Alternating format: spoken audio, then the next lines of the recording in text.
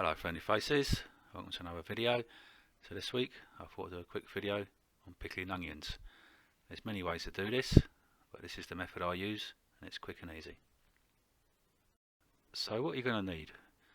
Well, the first thing obviously is some onions. You can either use your own or use shop bought ones like these. Next you're going to need some vinegar. You can use normal malt vinegar or you can buy ones like this, a special pickling vinegar that contains spices. One of the advantages of pickling your own onions is that you can use whatever herbs and spices you like. I like to use these ones from Sainsbury's, and they contain a mix of coriander seeds, mustard seeds, ginger, black pepper, cloves, pimento, bay leaf, mace and bird's eye chilli. You'll need some salt and you'll need some jars. So the first thing to do, like when you prepare most vegetables, is to top and tail them. And when you pick your onion up, give it a slight squeeze, make sure it's nice and firm. You don't want any that got soft spots because they won't keep too well. Work your way around as you normally would with an onion, just removing all the brown scales. Helps if you've got longish nails. You can get a knife and cut into the onion and pull off a few layers as well as the scales, but I find that tends to be a little bit wasteful. It shouldn't take too long, and then once you've got your first one, pop it in the pot and then work your way through the rest of the pile. Now you may find some onions have like blackish mould on them, but that's nothing to worry about. Just take off the outer scales, and underneath it should be fairly clean. Sometimes you might come across an onion where the black marks are a bit more than just the surface scales. So what you do, top and tail, and then start taking the outer scales off and see if the marks come off. Okay, so this one I've taken the outer scales off, but as you see, the mark's still there.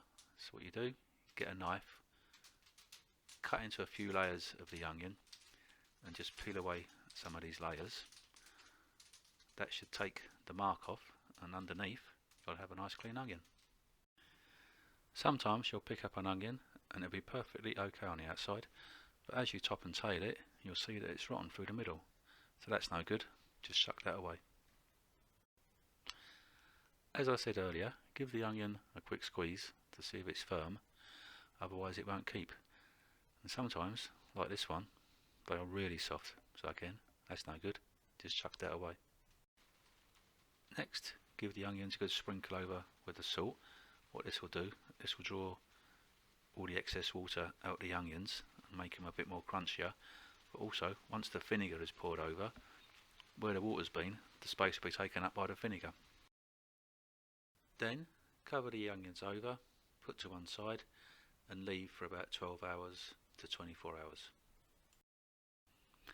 So these onions have been left for about 12 hours, and as you can see there's quite a lot of water come out of them. Put the onions in a sieve or colander and rinse with cold water to get the excess salt off. After the onions have been rinsed, pour them out onto some kitchen roll, fold it up and then pat down lightly, just trying to remove some of the excess water. When you've got the onions as dry as you can, it's time to put them in a jar. And this is where you put your spices in. So you can put in as many or as little as you like.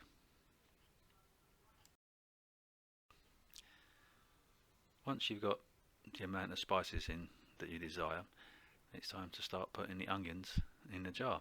Just drop them in, but what you're trying to do is not have too many spaces in between the onions, so just give the jar a little shake, and what you're trying to do is get the onions to settle in a little bit, and then just continue filling up the jar. So that's the jar repacked, and as you can see I've managed to get all the onions in. So what we've got to do now is just pour the vinegar in.